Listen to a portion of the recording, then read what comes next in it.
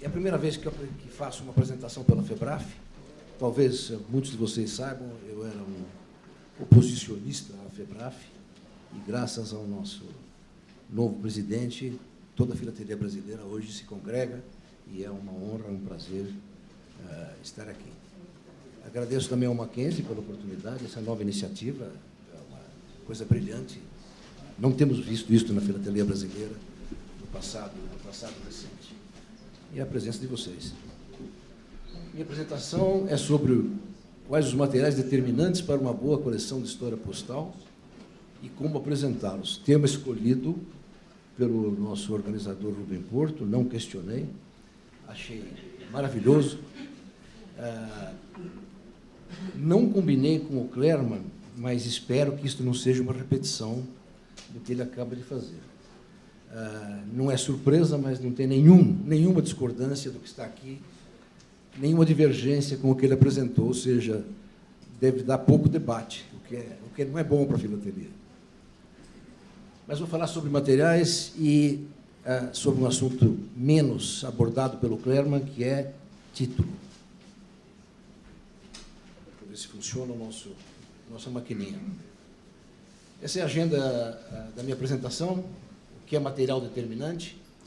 Título, como já disse, vai ser a base dessa apresentação. Pergunta para vocês o que vem antes, material ou título, na formação de uma coleção. A dinâmica entre material, tratamento e título. O material na avaliação, tema mais do que coberto pelo Clerman.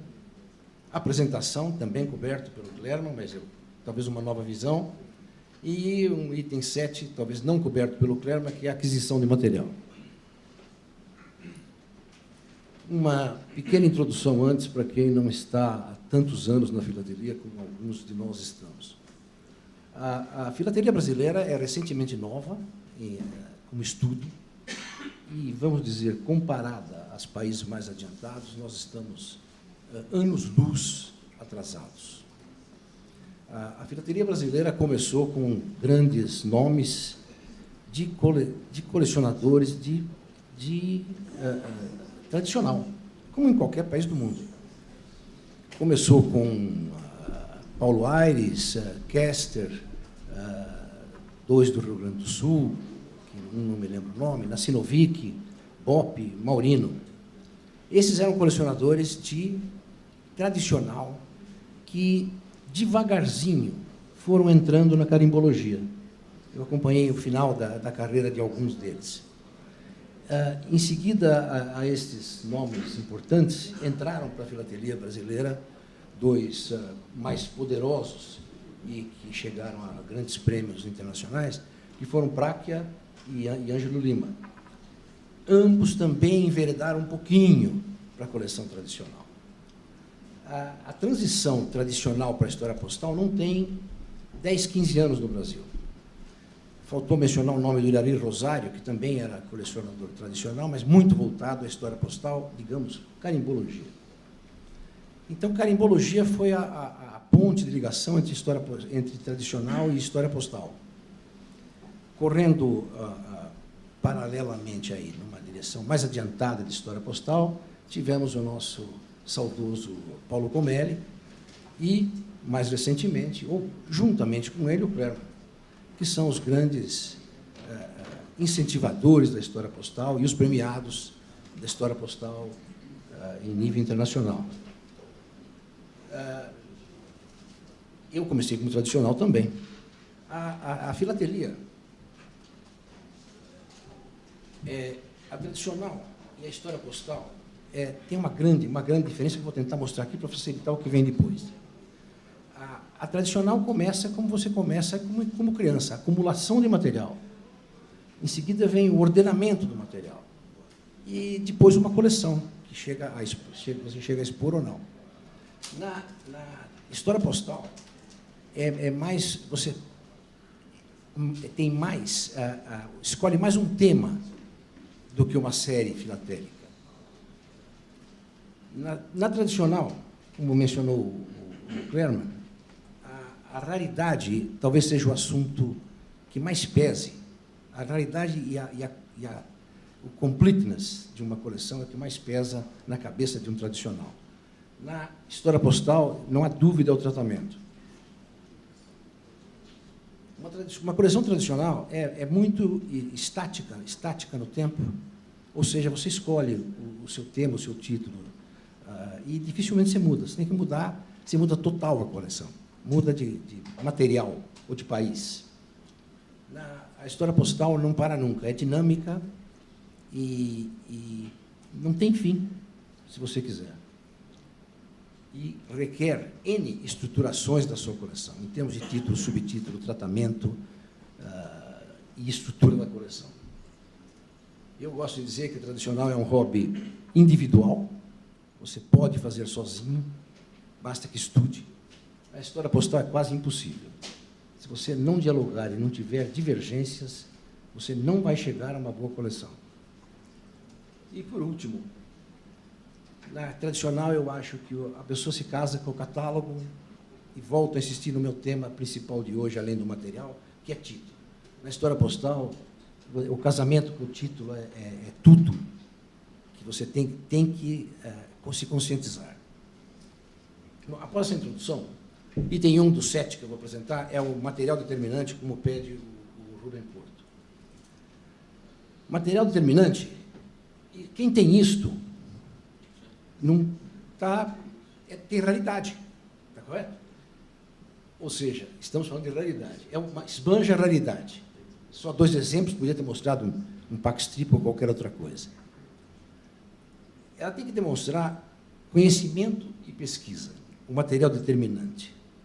Se você não conseguir, com o material que você adquire, mostrar algum conhecimento e pesquisa, algumas vezes é melhor nem comprar, a não ser que ele seja para completar alguma coisa.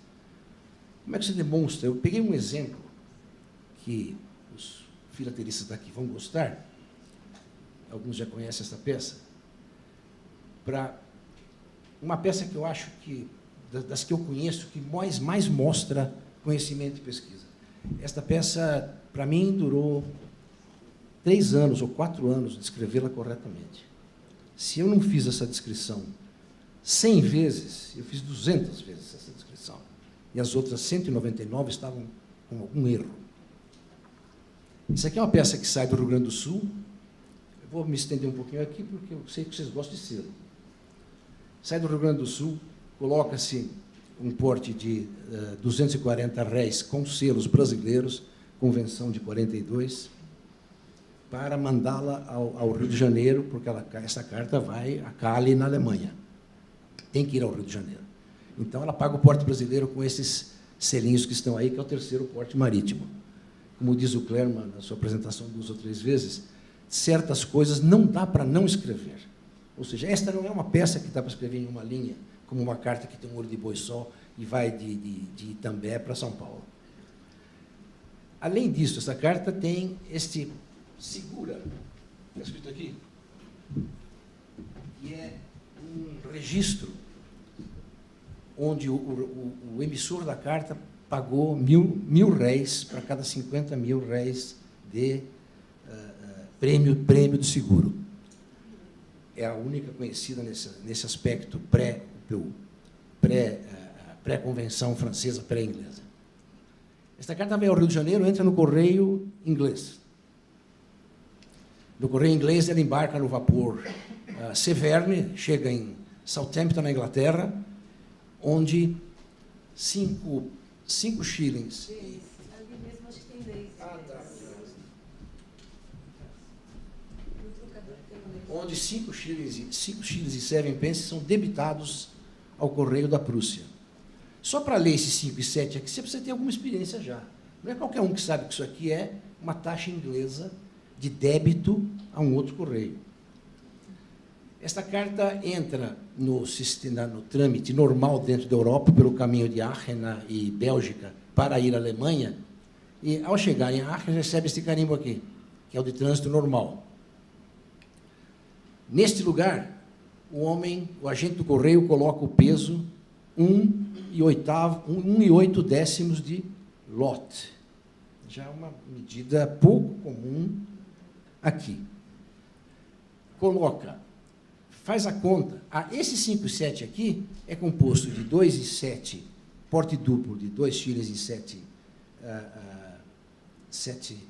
2 shillings e 7 dimes, duplo, mais 6 de trânsito na Inglaterra, mais 6 de trânsito na Bélgica.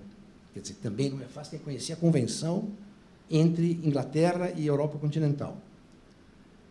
O indivíduo, no caminho, faz a conta em Neugroschen e chega em 63 Neugroschen e 3/4. Erra, porque o número certo é 65, e faz essa pequena correção aqui em cima, de 3 para 5. Isso aqui também levou um ano para mim saber por que ele tinha cobrado errado 63, quando a soma dos Neugroschen é 65. Essa carta chega no destino final, é cobrado 1 thaler e 3/4 de Silbergroschen, que é outra moeda do recebedor. Essa carta tem Convenção Postal Interna Brasileira, uma companhia marítima dentro do Brasil, o escritório do Correio Inglês no Rio de Janeiro, o navio da Royal Mail para a Inglaterra. Esqueci de falar que tem um seguro ainda pago no Brasil, fora os selos. Tem a Convenção Inglaterra-Europa Continental, com trânsito Bélgica. Tem 5 moedas diferentes. Reis, Silbergroschen, Neugroschen, shillings, talvez mais alguma. Essa carta demonstra, obviamente, conhecimento. Uma carta. Por coincidência, está na minha coleção, não foi esse o propósito.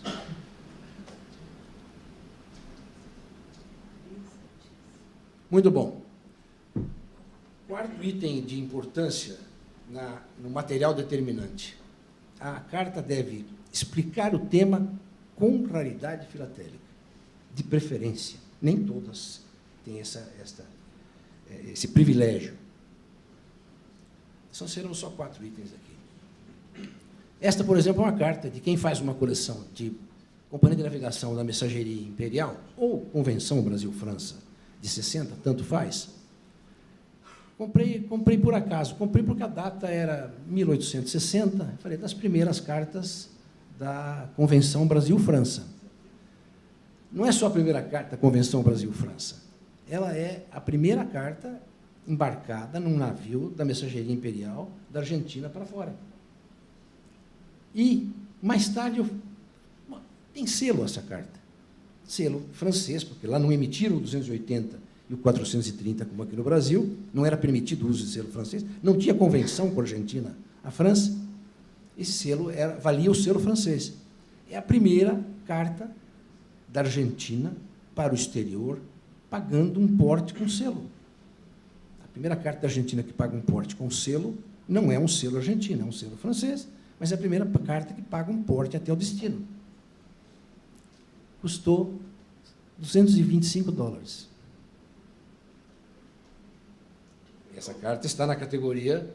Geraldo, no caso, diga. Desculpa, na França, nessa época, não tinha convenção postal. Não na tinha. Espanha, as cartas eram pagas até o ponto de entrada. Exatamente, porque a Espanha foi pagar até a França. Perdão.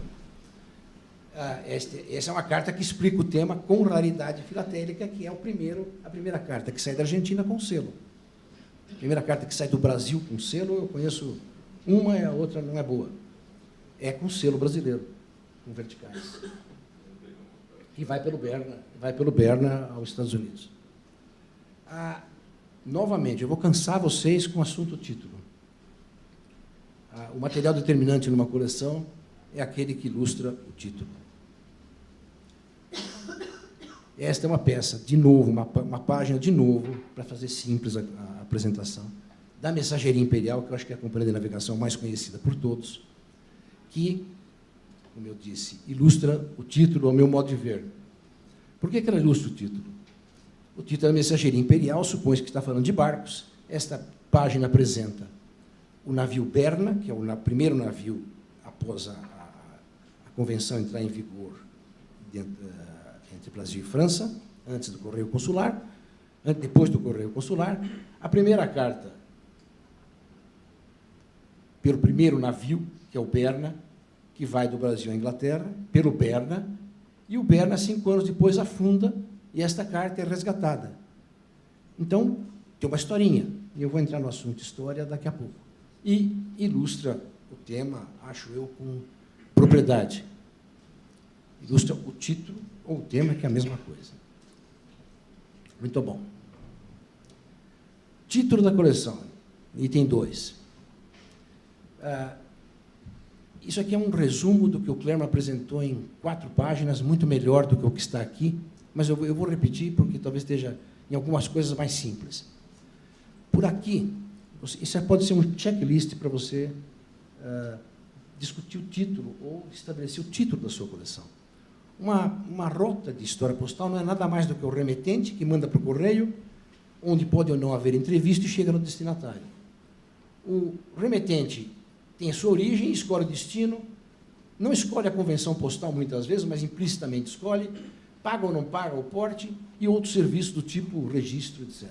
Você pode escolher só daqui um título para a sua coleção. Cartas postage due, ou cartas não pagar, postage due, ou a convenção postal de 1842 dentro do Brasil. Os correios o que fazem? Escolhe a rota, o destino, confere o porte, aplica carimbo, você pode escolher uma coleção de carimbos, fazer só uma coleção de carimbos. Transferência para outro correio, você pode fazer uma coleção de accountancy marks só. Erros ou enganos, que são um campo fertilíssimo e a paixão de toda pessoa que faz história postal. Entrega a carta ou entrega a carta e cobra. Os imprevistos, que são outro tema fascinante para a história postal, são acidentes, guerra. Você pode fazer uma coleção de guerra do Paraguai, que envolveria, talvez, selos do Brasil e da Argentina. Provavelmente não daria 8 quadros nunca. Então, na escolha do título, você tem que olhar a disponibilidade de material no mundo, não só seu recurso financeiro. Censura, como tem o Rubem Porto, uma coleção específica, que tirou o vermelho grande lá no Chile. E o destinatário que, se guardasse todos os envelopes, a filateria seria mais fácil. Novamente, eu vou falar de título. Vocês não vão esquecer de mim sobre título. Definir um título, o que significa? Quais dos itens tratar no quadro anterior? Ou nas páginas que o Clermont mostrou, mais apropriadamente, por lá sai mais fácil do que aqui. Significa ter uma historinha. E isso aqui é a última moda em termos de avaliação de coleções no nível FIP. Esse é um tema muito desenvolvido e mais enfatizado pelo nosso amigo Jamie Gould. E não vou me estender muito sobre ele, porque isso aqui sozinho dá uma apresentação.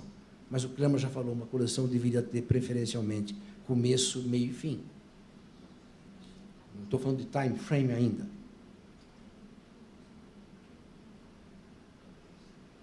Aí você escolhe se vai fazer de um país somente ou não. Na história postal, muita gente começa de um jeito e, durante o desenrolar da coleção, muda. Ou seja, vai mudar o título porque mudou, resolveu abranger outro país. Por exemplo, naquele exemplo que mostrei anterior, você resolve fazer uma coleção de mensageria imperial do Brasil, depois você fala, não, mas ela vinha também para a Argentina e Uruguai, vou incluir. Mudou o título. Se você escolhe se é doméstico, estrangeiro ou ambos, já vi coleções de história postal ou ideias de coleção de história postal que começaram de um jeito e o cara se deu conta que não dava para fazer só doméstico, foi para o estrangeiro. Ou ambos, ou abandonou o doméstico e colocou só estrangeiro, como fez o Comédio. O time range, o Clermont já falou bastante sobre isso, mas, em outras palavras, é a significância postal da escolha do marco inicial e final. Muita gente passa por cima disso, quando começa a sua coleção, e perde dinheiro, perde foco, porque não acionou direito o seu time range. Se prazos muito longos, vou falar de avaliação, não são muito bem vistos pelo avaliador. Se você abrange uma coleção de história postal do Brasil, começa em 1500 e vai até o dia de hoje, é uma coleção muito complexa. muito, vai ser subavaliada de início. Concorda? Mesmo que você comece com a carta do Pero Vaz de Caminha. A história postal, já mencionou o Clermont, temos o mesmo ponto de vista, fica bem mais sem graça após a UPU. Embora existem grandes coleções só de UPU. Coleções que abrangem pré e pós-UPU, e nós temos várias nas histórias postais do Brasil, tendem a ter algum desequilíbrio. Então, se puder evitar, além do desequilíbrio de material, as convenções são tão diferentes, a história postal é tão diferente. Buscar originalidade é algo importantíssimo numa coleção de história postal. Estou falando de título, hein? Não vou entrar em detalhe aqui do que é original, o que não é original, é a consciência de cada um, e nem sempre é possível para fazer um título preciso que ele seja original. Mas definir o título é a alma de uma coleção. E escrever o objetivo da coleção e a sinopse que foi mencionada aqui por cima. Não vou falar muito de sinopses, mas o colecionador brasileiro não faz a sinopse e já entra em desvantagem com os jurados internacionais. Numa última exposição de Steve, na Ásia. Onde foi? Coreia. Perdão. Eu viajo um pouquinho demais e estou ficando velho. As coleções inglesas apresentadas lá, na história postal, existiam 13 coleções, 12 o jurado tinha sinopses para ler antes da apresentação. O jurado tira muito mais informações na sinopse do que na página de apresentação, embora a página de apresentação é mais importante. E a página de apresentação, o jurado muitas vezes só tem acesso quando ele chega lá. Às vezes ele recebe cópia, mas receber a sinopse é uma recomendação que eu faço veemente. Mesmo que você seja uma medalha pequena, não deixe de fazer a sinopse. O que é sinopse, falamos noutra ocasião. Não tenho hoje campo para isso. Não definir o título é fácil o que acontece. Você perde o foco e desanima, você joga dinheiro fora. Isto é experiência própria e de todos os meus amigos. Todos. Por falta de definição de título. Agora é simples, defina o título. Então vem isso aqui, uma pegadinha para vocês. O que é que vem antes, material ou título? Para quem quer começar uma coleção de história postal. Uma resposta só. Vem o quê? Material. É uma opinião. Não é a minha, mas é uma opinião e eu respeito a sua como nada neste mundo. Olha, Felipe, sabe por quê? Porque você escolhe um título e começa a fazer a coleção. Aí no meio do caminho você vê que o título não está adequado. Concordo com você que entre título e material, o material pode ser mais importante do que o título para começar uma coleção, mas não é só. Não é só. O que define, o que mais importante é isto aqui, antes de começar. Não comece se você não analisou.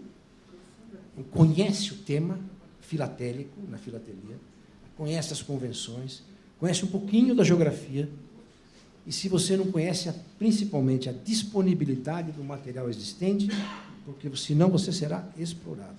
Não estou criticando nenhum comerciante, mas é a tendência. Segundo, de acordo com a Rosa, as boas coleções de história postal têm começado canibalizando uma coleção tradicional.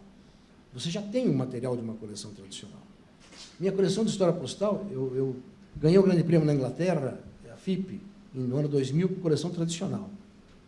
Vendi todas as peças novas e fiquei com as cartas. Eu não sabia direito o que eu ia fazer. Então, estou de novo de acordo com você. Guardei o material e escolhi um tema que foi História Postal do Brasil, onde ganhei também outro Grande Prêmio com ela mais tarde. Obviamente que aquilo não foi suficiente. Aquilo foi 20% da coleção. Mas foi uma base fundamental de um assunto que eu já conhecia. A disponibilidade do material e estudos mudam os títulos e subtítulos durante a vida de uma coleção. Não estranhe isso, porque minha última coleção já mudou de título 4 ou 5 vezes. Não é pecado, pode mudar, deve mudar para aprimorar E depende do que você estudou e do que apareceu na tua vida. Você muda de uma mulher porque aparece outra.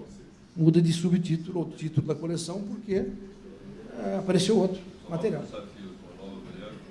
Aí, de repente. Porque não pode ter duas.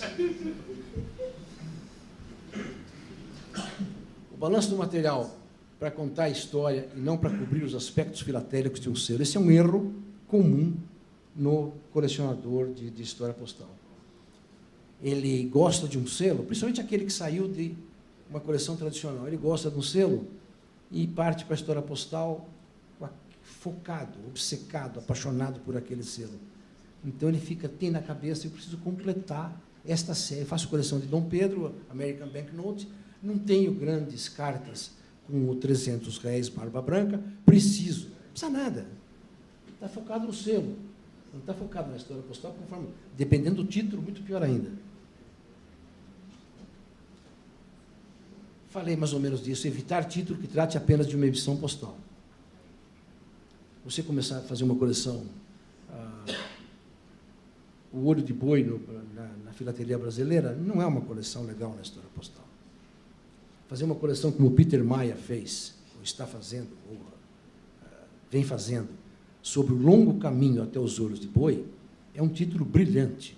Dos mais, talvez, na minha experiência de 10 ou 12 coleções existentes no Brasil de história postal, o título mais brilhante que eu já tive a oportunidade de ver. O longo caminho até os olhos de boi.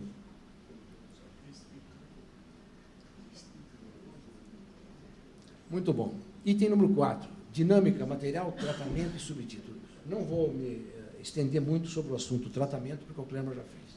É o mais importante dentro da história postal. Subtítulos definem o equilíbrio do material dentro da coleção. Mas a coleção tem que ter um certo equilíbrio, como disse o Clermont na avaliação, e os subtítulos são de grande importância. Se você...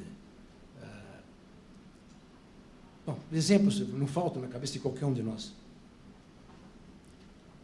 Subtítulos definem a sua manculista, o material que te falta.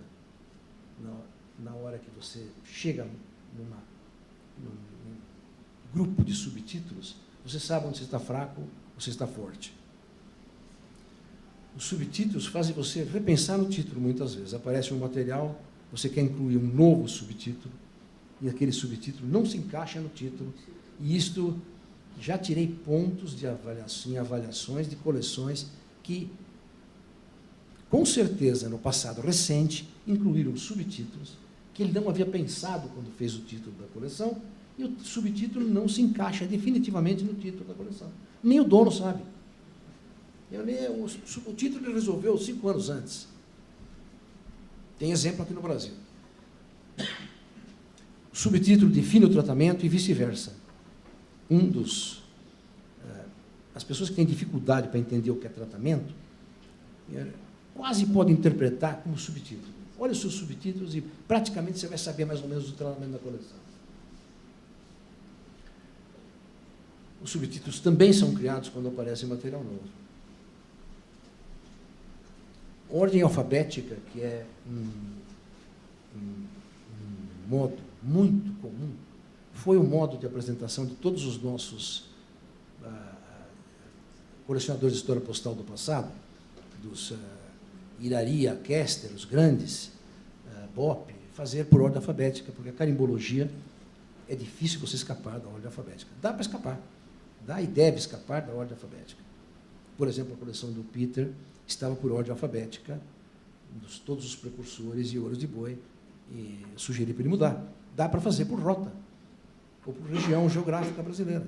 Por exemplo, o Vale do Paraíba, o interior o Tietê e o interior de São Paulo, a rota marítima para o sul, a rota marítima para o norte, Correio Rio-São Paulo, em vez de fazer ordem alfabética, que é muito pouco criativo, e volto ao tema, não tem originalidade nenhuma.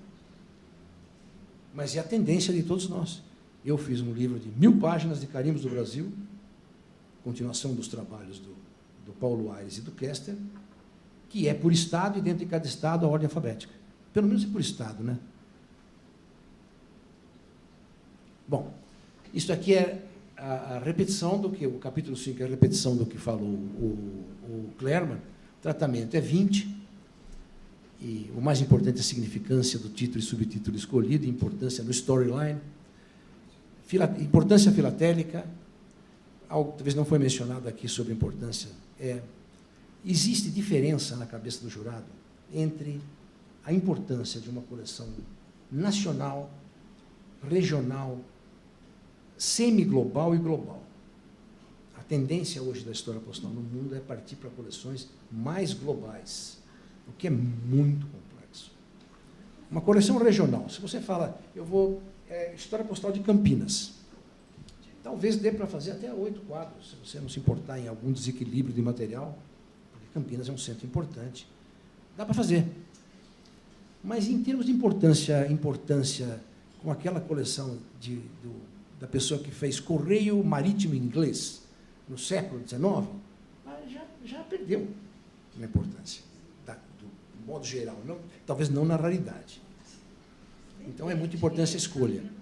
Nacional é menos crítico do que regional, é mais significativo. E a maioria das coleções brasileiras são todas nacionais, de portes nacionais, que abrangem cartas para o exterior. Conhecimento filatélico e estudo pessoal. O conhecimento deve ser mostrado na seleção do material. Material pouco visto e que ainda não foi visto, foi alvo de muito estudo. O material de áreas pouco comum na classe tradicional são campo fértil. Isso aqui foi já dito de outro modo por outras literatura que eu vi, mas é um resumo de 3 ou 4 opiniões que eu coloquei nessa frase.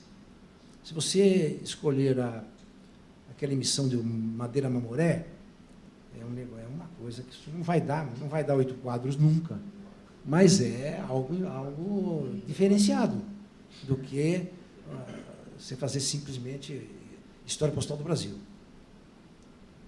Material igual ou muito semelhante, o Clerman já falou, estou exagerando aqui, é mortal na avaliação. Já tiramos pontos de várias coleções, principalmente de história postal de pré-filatelia brasileira.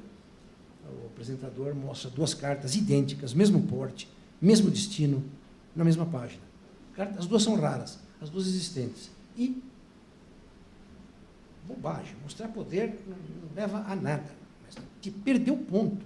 Ele tem as 2 cartas existentes, desse destino para aquele, que também não é grande coisa, hein?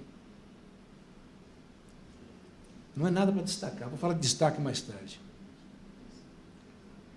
Estudos que mostram ter sido claramente desenvolvidos pelo apresentador pesam.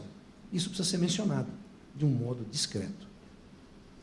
Material cuja ausência não pode ser ignorada no completeness, como falam os jurados que falam inglês. Deixa eu me estender, falar 2 frases sobre isso. Tem coleção que tem certo material que não pode faltar. No dia que você faz uma coleção de São Paulo, por exemplo, se você não tem a primeira carta conhecida que saiu de São Paulo, não vamos dizer que é um problema grave. Ela não entra nesta lista, que não pode faltar. Mas se você não tem os 2 primeiros carimbos de São Paulo, nesta coleção de história postal, você está furada essa coleção. Vai perder ponto, e se existe item, completeness, não existe, mas no tratamento e conhecimento, principalmente, você vai perder ponto. Exemplos melhores do que esse carimbo de São Paulo. Eu tinha um. Uma coleção de inteiros, que é o fascínio de alguns aqui, inteiros do Brasil. Se você não tiver um capítulo ou um estudo sobre inteiros com resposta paga, eu, como jurado, vou te tirar ponto, bastante. Não é um material impossível, certo? Se discordar, a gente discute mais tarde. Coleção item que nenhuma coleção tem, uma coleção tradicional, arroz com feijão, de olho de boi, arroz com feijão, que não apresentar hoje um capítulo, ou uma folha, ou 2, 3 folhas, sobre autos de fórum, ou como se diz em autos de fórum, se diz processos judiciais, ou capa de projetos judiciais, para mim é uma coleção de olho de boi capenga. Não porque um de nós descobriu que aquele selo não era fiscal, mas é uma coleção capenga, porque todos os blocos de olho de boi, novos e usados, saíram de autos de foro ou de processos judiciais. Acho que esse exemplo de inteiro e de olho de boi é melhor. Bom, condição, limpeza, ferrugem, rasgo. O Clerma já falou o suficiente sobre isso. E eu sou extremamente exigente. Tem alguns amigos aqui que chamam de carta padrão Santos. É aquela que eu compro, aquela que eu não compro, mesmo rara. Raridade, item reconhecida, escassez, dificuldade de aquisição. Nos portes, selos, primeiro ou último uso, que é importante na história postal. Rota exótica, que tem peso. Acidentes, enganos de percurso. Doméstica ou internacional. E a apresentação, não vou me estender nesse item, que foi a apresentação do Clerma. Uma coleção de história postal pode apresentar selos novos, provas, etc. Já esta pergunta veio aqui. O Clerma respondeu com parcimônia e tecnicamente, e você mais enfático. O entendimento antigo era um estudo de carimbos e portes sobre selos novos que não podem ser incluídos. Isso aqui era o complexo de possível inferioridade futura que os corredores tradicionais tinham quando viram que a história postal começava a se desenvolver. O entendimento atual, incluindo jurados da FIP, é que se pertence ao tema e se ilustra o título, uma coleção de história postal pode, sim, incluir selos novos, provas, ensaios e outros documentos. O Clerma disse isto mais moderadamente, mas esse é o meu entendimento. Exemplo. Uma coleção de correio marítimo para a América do Sul. Companhias de correio marítimo para a América do Sul. Existe uma companhia de nome impronunciável, para quem não fala alemão, que chama-se Hapag, que emitiu este selo para porte de cartas nos navios dela. Aqui uma carta, um selo americano, que mandou até St. Thomas, e o cara mandou até não sei onde, e um carimbo e o selo deles, da companhia. Isso é perfeitamente pertinente. Exageros nesta área existem. O meu amigo Jamie Gould tem toneladas de provas e selos novos e blocos, grandes blocos, e ensaios numa coleção de história postal, 96 pontos na FIP. É questionado por alguns jurados, ele mas é o tema dele. O tema dele, aliás, permite muito mais. O tema dele é a UPU. E para a UPU, milhares de selos e provas foram emitidos para uso da UPU. Então, ele apresenta o selo novo, às vezes com carta. Um segundo exemplo, estou confundindo o mecanismo. É sobre prova, talvez o Clerma questione isso mais tarde, uma coleção sobre a Convenção de Berna no Brasil, 1876, pode perfeitamente começar com essa prova aqui, possivelmente com um bloco, ou um selo de 260, ou um ensaio picotado, ou outros ensaios, se houvessem. Essa é a prova do 260, selo especialmente fabricado para a Convenção de Berna, cujo porte pela moeda brasileira era de R$260. Aqui uma carta comum, nem tão comum, um destino raro que é a Irlanda, com o primeiro porte da Convenção de Berna. Então, sim, pode. Ninguém vai tirar ponto por causa disso. Aliás, pode até ganhar. Eu procurei concentrar as perguntas mais frequentes na história postal. Bom, o penúltimo item é: cada um tem um modo de ver isto. Não tenho medo de repetir o Clerma. Ele fez de um modo bastante interessante, vou fazer de outro modo. O tamanho da folha é um item muito difícil de decidir. Minha última coleção, que é companhias de transporte marítimo na América do Sul, já uma coleção mais global e menos de um país só, começou com folha A4. Como tema, eu quis ter uma história na coleção, eu achei que folha A3, aquela A3 é a dupla A4, ou seja, 8 por frame e não 16 por frame. melhoraria a história. Não tem nenhuma dúvida, melhorou a história, foi elogiada na Coreia, só não tirou 93 pontos, prêmio especial, não chegou no grande porque tem algum desequilíbrio a coleção, e 2 jurados muito exigentes. Também isto pesa na avaliação, quem são os jurados.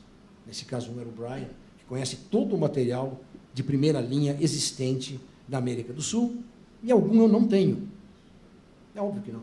Principalmente, tenho do Brasil, mas não tenho de outros países. Então, não cheguei ao ouro grande ainda. Fui para 3 e, só para informação, já estou mudando de novo, não gostei do A3. Vou dar alguns exemplos. Já está voltando para A4? Você não gostou do A3? Chego aí, deixa eu mostrar. Vou chegar mostrando um desenho. Essa aqui foi a minha primeira folha do primeiro correio da América Latina, que é o correio português, que começou regulamentado. Começou em 1798, com a extinção do correio MOR. Essa é a folha A3, layout, eu acho que é bonito. A parte de cima dá a oportunidade de você colocar o título, o subtítulo.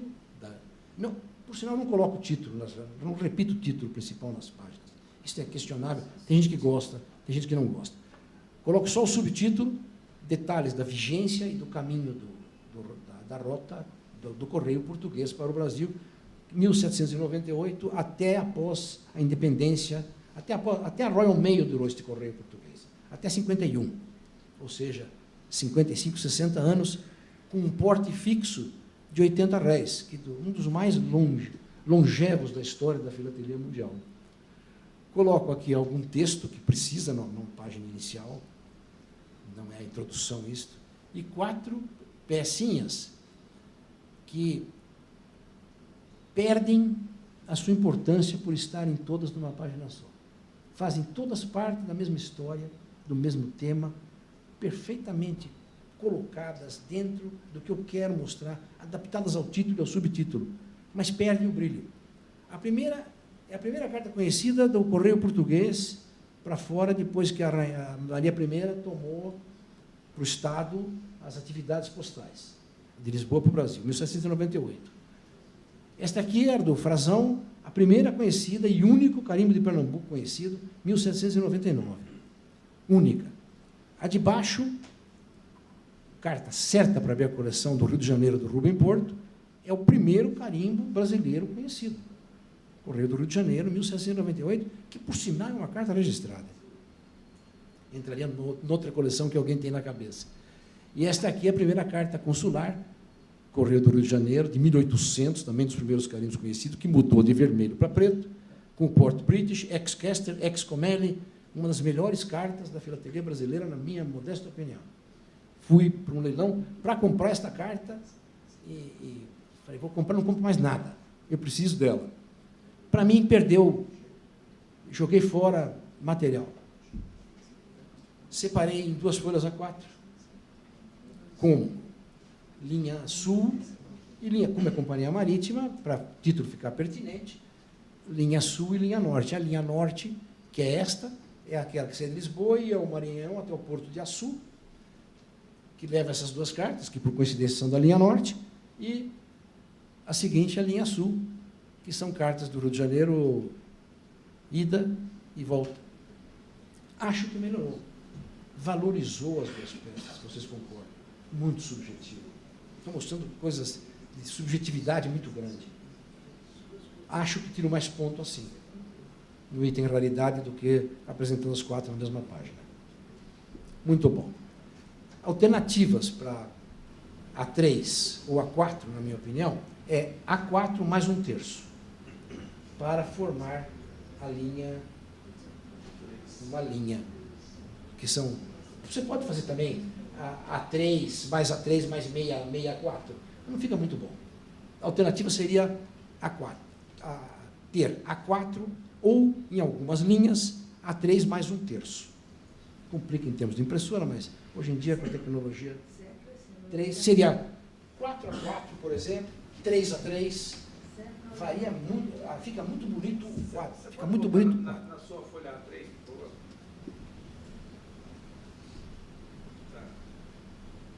Pode? por quê, Reginaldo? Sabe por quê? Eu acho que você tem razão aí no A4. Eu acho que o A3 é mais quando você tem alguma peça maior.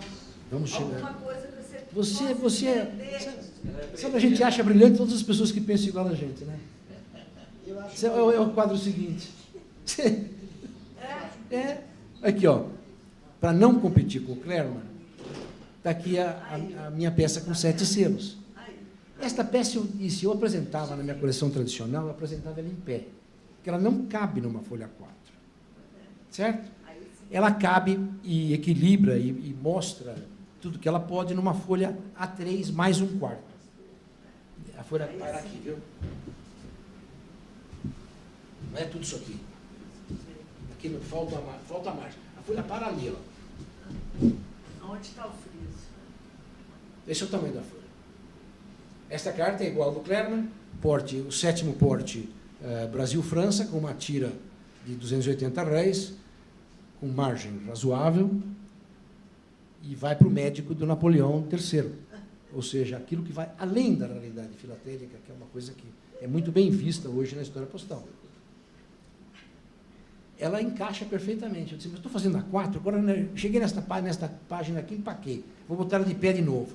Falei, não, vou adaptar as outras duas, as folhas seguintes, para folha A3 mais 1/4. Por coincidência, não combinei com o Clermont e fiz uma página idêntica dele. Mas qual que é a mais com bonita? 430. Eu acho que empata. Essa aqui é uma 3 cartas de 430 na mesma página.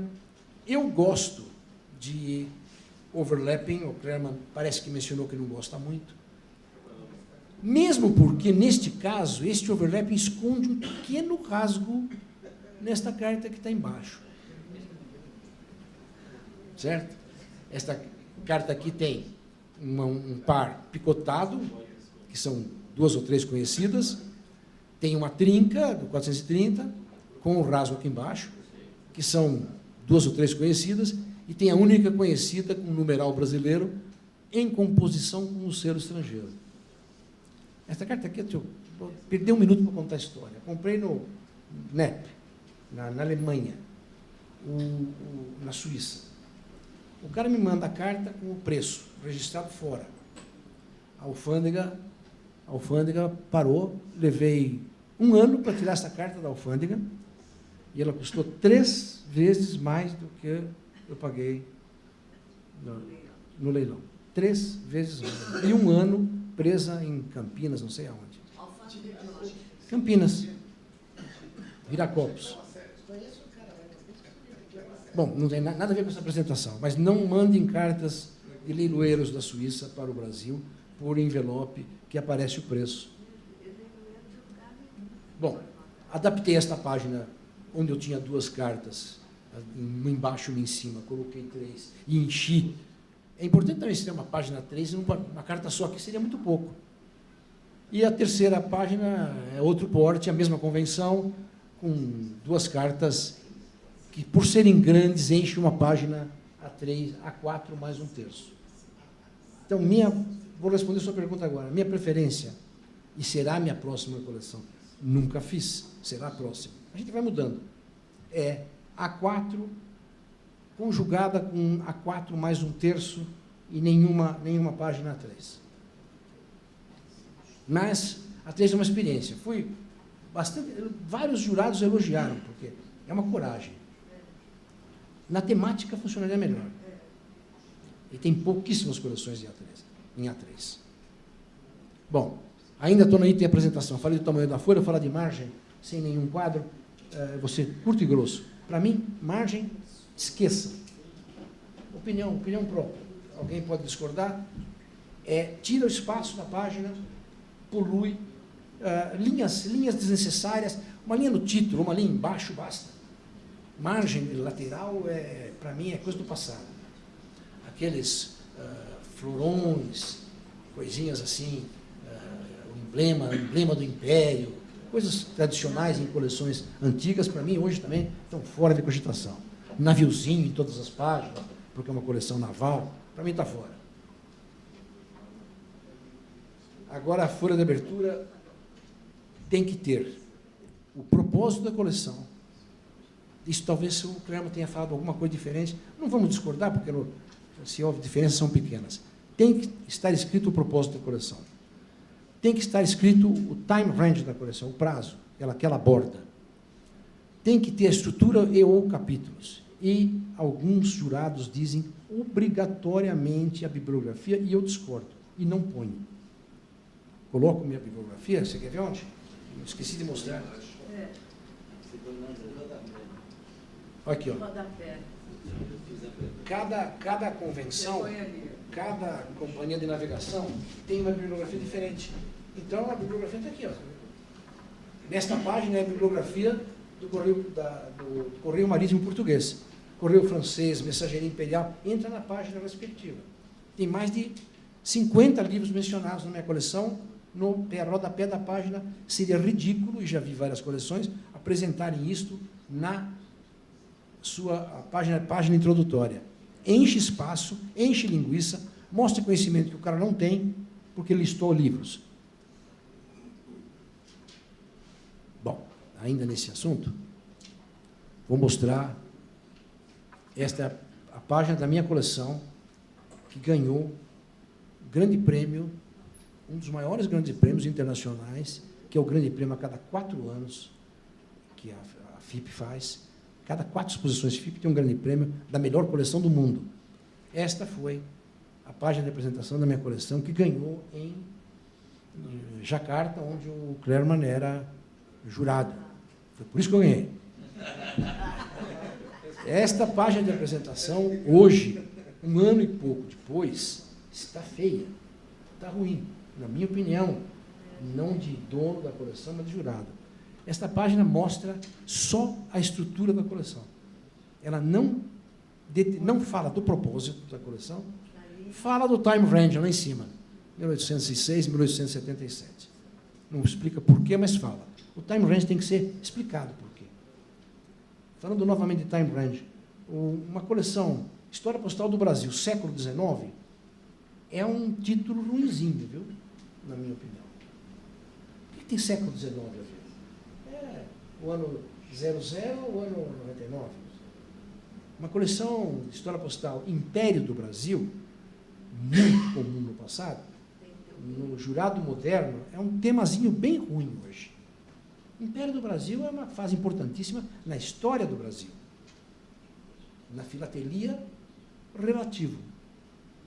Império do Brasil é relativo.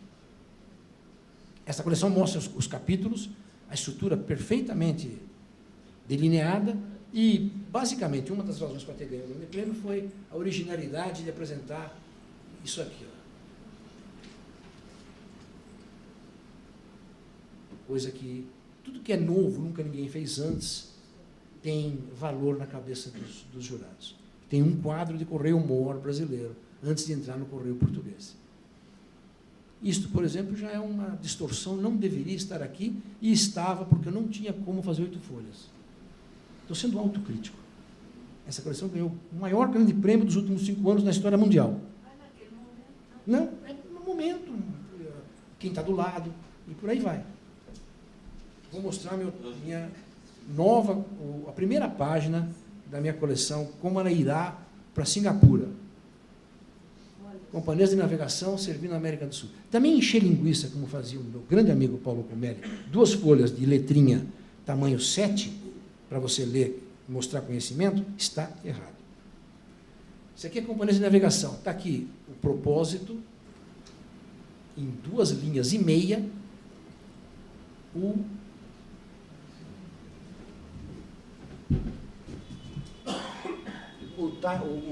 tempo, que é difícil de explicar nesta coleção, porque é difícil explicar o começo, não o fim, vai até o PU, você vê que não tem data no título, né, companhias reguladas e com acordos com correios para transportar cartas, e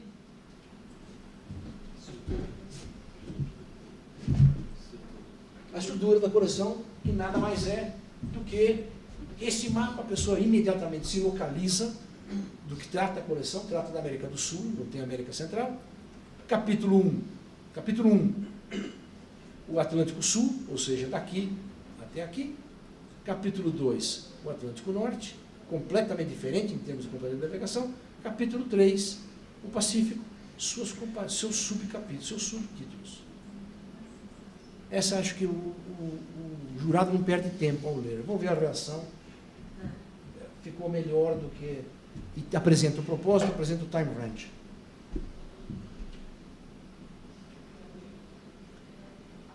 Títulos e subtítulos.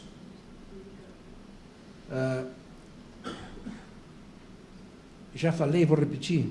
Talvez a cada página da coleção não tenha que repetir o título principal da coleção. Eu, particularmente, não gosto. Tem muita gente que gosta e repete em todas as páginas. É uma poluição desnecessária. O que tem que aparecer é o selo, é a carta, é o conhecimento, é o tratamento da coleção, e não repetir o título toda vez. O subtítulo é meio mandatório. Falo depois disso aqui. Tipografia, não sei se é a palavra certa, mas eu quero dizer fonte, em inglês.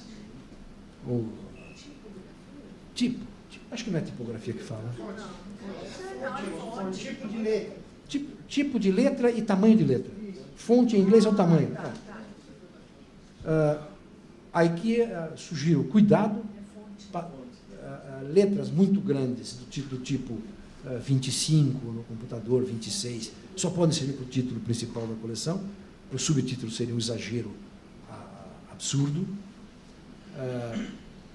Letras muito grandes ou pequenas demais na descrição das cartas também está errado, isso a cada um. Letras góticas também é um erro, acho que não pega bem, muito antigo.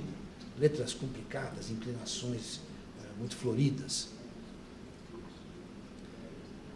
Cada capítulo tem que ter, cada capítulo ou subtítulo, uma introdução apresentando a peça representativa, não obrigatoriamente a mais rara. O que eu quero dizer com isto é que cada subtítulo, cada página de que entra num capítulo, não deve ser só descritiva.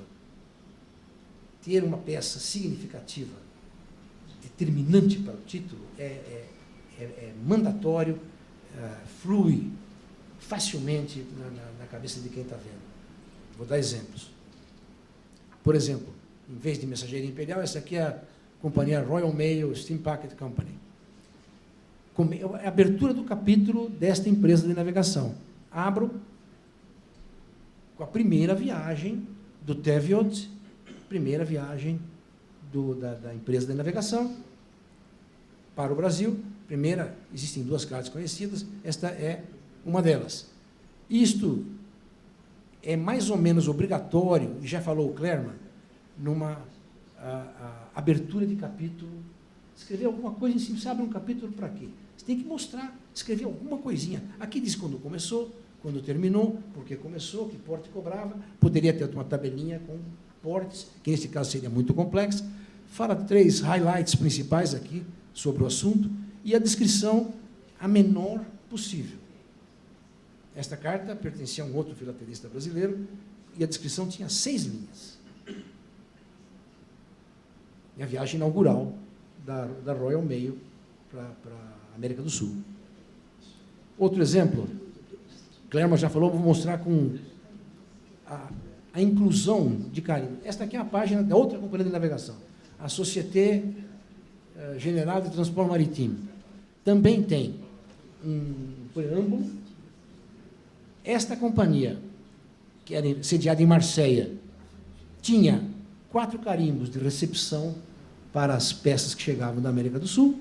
Esses são os carimbos. Eram carimbos da companhia de navegação. Não repito aqui do lado nada, só mostro na primeira página os carimbos da companhia de navegação. Como mostro na primeira página os selos novos emitidos por uma companhia de navegação para uso naquela companhia. Não tenho aquela companhia porque não é a minha área, é do Tahiti. Senão eu gostaria de mostrar. E esta é a primeira carta conhecida, que o Clermont também conhece, do navio Savoy, da Société Générale. Esta é a página de abertura deste capítulo, desta empresa. E, obviamente, na página seguinte, não tem mais nada disso, só tem isto. Só. Não tem mais introduções, só tem a descrição de cada carta.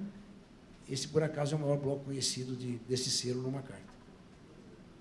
Da mesma empresa, já não precisa mais detalhes. Não repito o carimbinho, que é lindo, né? Da Plata, da Argentina. Muito bom. Legenda da peça. Isso aqui é bem controvertido de novo. Longa demais, tira o brilho do material, já falei. E não demonstra conhecimento. Demonstra que quer encher linguiça. Tem que colocar o mínimo. Aquela que eu apresentei no começo, com 18 marcas postais, 200 portes, 3 línguas, 2 companhias de navegação, 4 convenções e 5 moedas, precisa de uma descrição razoavelmente longa. Menor que aquilo não dá. Deve ser concisa, já falou o Clerma, e só limitado ao tema. Alerta para quem gosta de tradicional e faz história postal. A tendência da pessoa que faz história postal é copiar a legenda da sua peça da coleção de tradicional para a história postal. Está errado. Por exemplo, uma carta que sai do Brasil com um selo de Dom Pedro, 100 réis, com a variedade tipo 4, da American Banknote picotada, com certas variedades, certa tipo de posição na folha, não precisa escrever isso na história postal. O selo tem isso, tem isso, tem isso, tem isso, tem isso. Se for uma grande raridade, você destaca só a raridade. Não precisa dizer tudo sobre o selo. Precisa dizer o porte precisa explicar. A rota precisa explicar. O Clerma já falou, descrição quase ninguém lê, eu não sei se falou, talvez não tenha falado, mas é verdade. A coleção, o jurado não lê a descrição de cada carta. A coleção tem que ser entendida sem ler a descrição das cartas. Eu não escrevi isso, mas devia ter uma frase aqui. O leigo ou o jurado tem que olhar a coleção, ler a introdução obrigatória, a primeira página, olhar a coleção por cima, os subtítulos, talvez ler alguma introdução, preâmbulo de um subtítulo e não ler a descrição das peças. Não precisa. Se por acaso ele for ler a descrição de uma peça e essa estiver errada, você vai perder ponto. Então tem que ler e reler. Você tem que fazer certo, mas ninguém vai ler.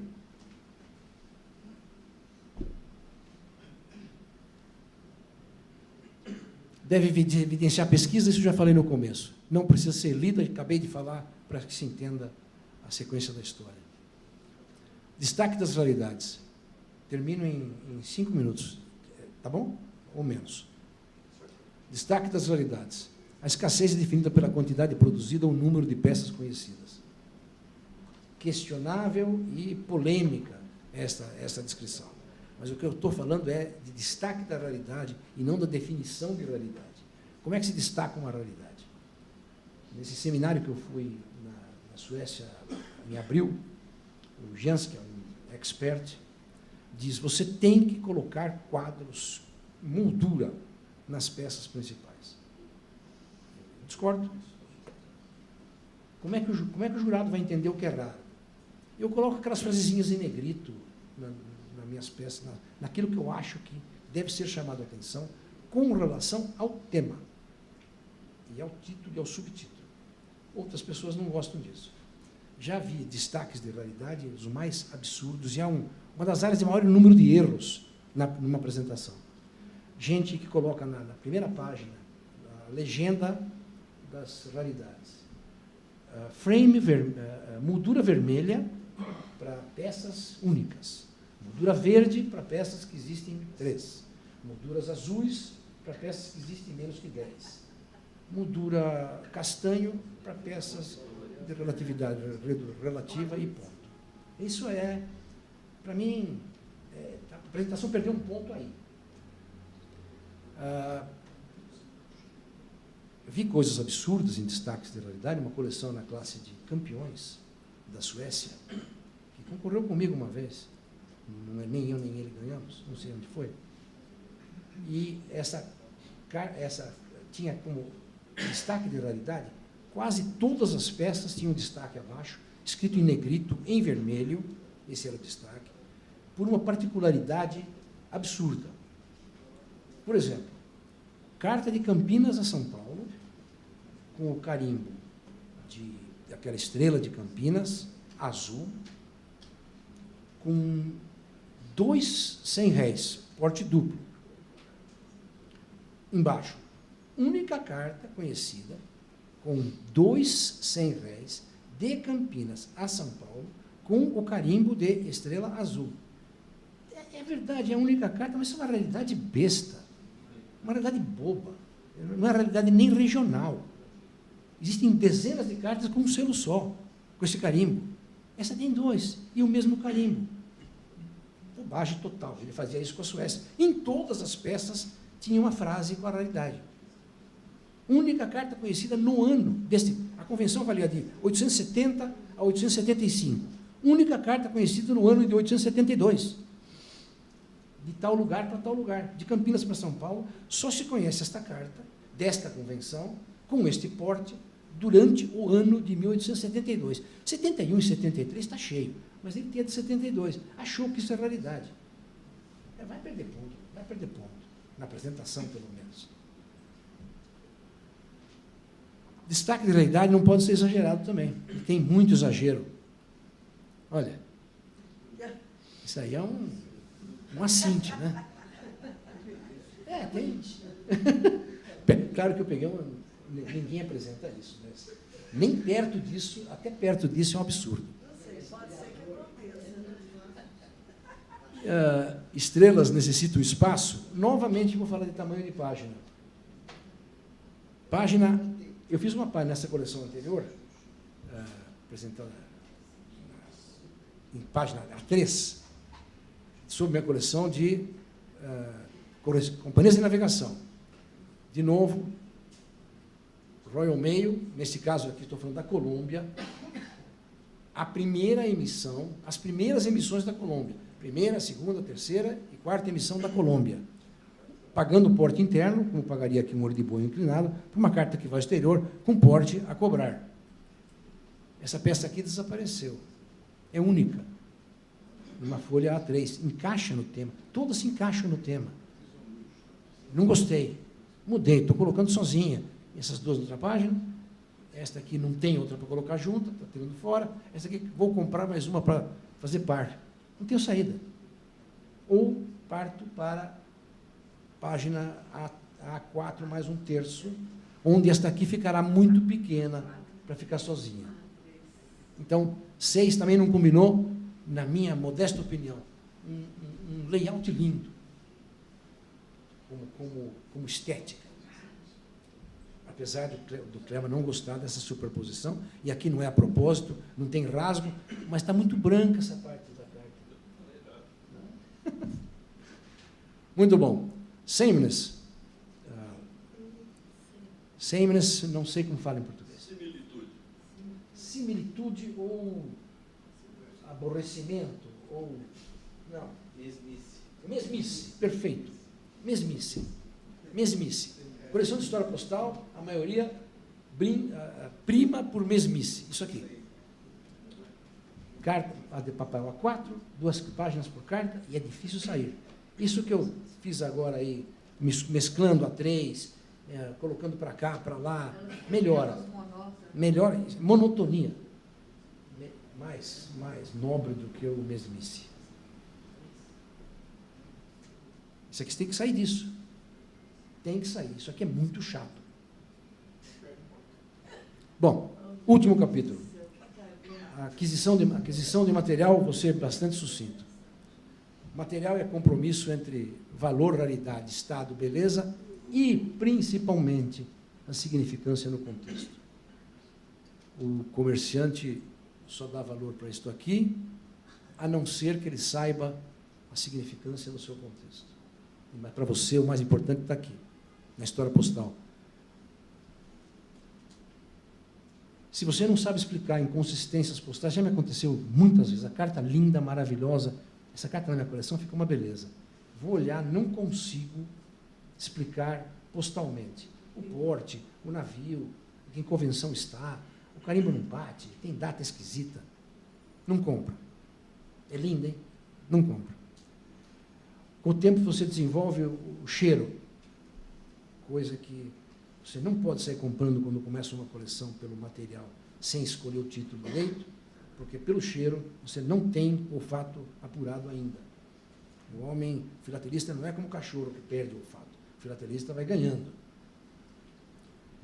Existem 5 cartas iguais conhecidas. Surge uma oportunidade para você comprar uma baratinha e meia feia. Não compre. Vai aparecer. Você vai se arrepender. Vai sobrar na tua coleção um dia. Está caríssima. E é determinante na história postal. E ilustra o seu... Última palavra. Título. Essa você deve comprar. Pagou caro. Mas paciência. Terminou, acho.